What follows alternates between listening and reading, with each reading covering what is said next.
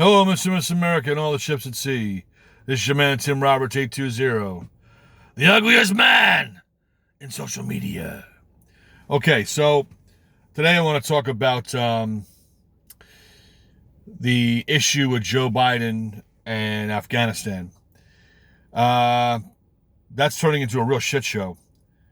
There was a plan in place that he ignored from the previous administration, Trump administration, where Trump actually spoke with the Taliban in May of 2020. And here's what he said to them. He said, I know who you are. I know who your wives are. I know where your village is. If one American dies in the next year while we're planning to leave, I'm coming after you and I'll destroy you. And these guys know that a guy like Donald Trump is serious. He's not a bullshitter. He's not just going to say, oh, good, better not cross that red line. He's the kind of guy who's going to use every ounce of military might to destroy these guys. And they know that. But since you got a weak president now with Joe Biden, who doesn't really have a clue where he is, let alone how to get people out of a country, you've got this chaos going on now. Because he scrapped that whole plan, ignored the whole plan, and you know, they left in the middle of the night.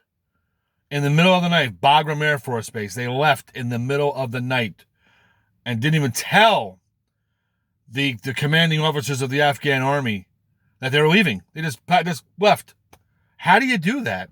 Usually you have a ceremony or something like that where you're handing over the keys of power to the next group, to the next group of people that are going to take over for you. You do something like that. That's how incompetent this guy is. That's how pathetic Joe Biden is. He makes Jimmy Carter look competent. He really does. He makes Barack Obama look competent. Those are probably the three worst presidents we've had in the last 50 years.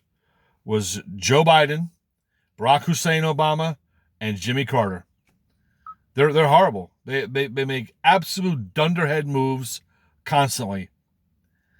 And we're stuck another 3 years with Joe Biden, unfortunately. 3.5 years.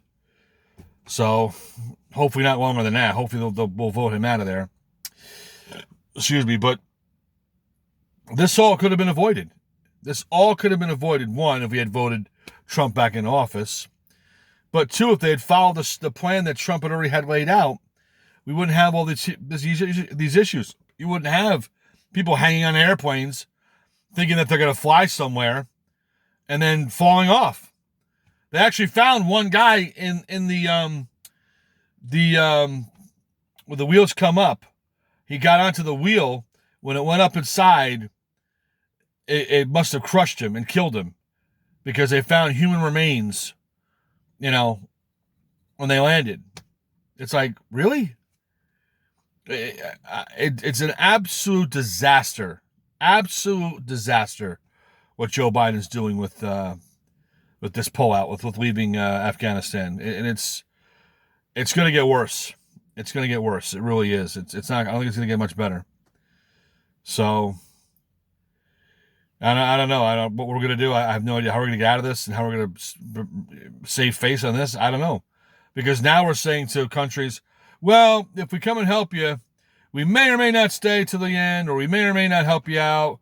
We may or may not, do it the right way. We're just going to do it our way. You can't do that. You can't just bail out on people when it's not cool for you. And Joe Biden's a guy who voted for this war. He voted for us to be there. He voted for more money to keep going over there.